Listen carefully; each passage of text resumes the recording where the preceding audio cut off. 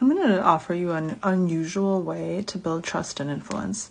So if you have an important meeting, presentation, pitch coming up, make sure to watch this video.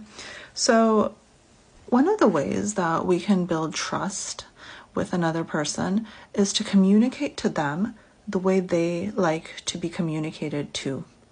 So what that means is that all of us have different communication styles, communication patterns, and the way that we understand the world is typically how we communicate. Some people are very verbose. Some people are very brief. Some people have a lot of questions that they ask. Some people don't, etc. There's thousands, millions of ways to communicate.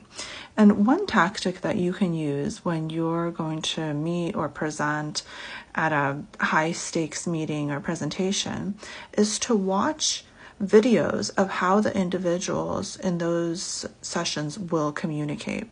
So before the presentation, before the pitch, make sure to look up the individuals that you're presenting to and see how they communicate, because the way they communicate is usually the way they want to be communicated to.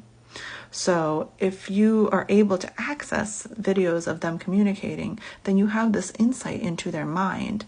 And if you're able to communicate in the way that they're communicating, then you'll be able to kind of meet them where they are and have a better understanding between each other. Because the thing about communication is that communication is the words we say, the actual words, and then how it's perceived by the other person. There's a big gap here. So what I say is not being perceived the way I intended by you. There's always a gap.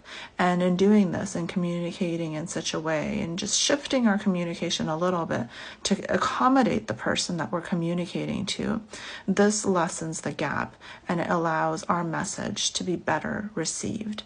And if you can't access videos of the type of person that you're presenting to, then just consider maybe noting how they're communicating in previous meetings. You've probably met with them before, or maybe even asking colleagues about how they communicate.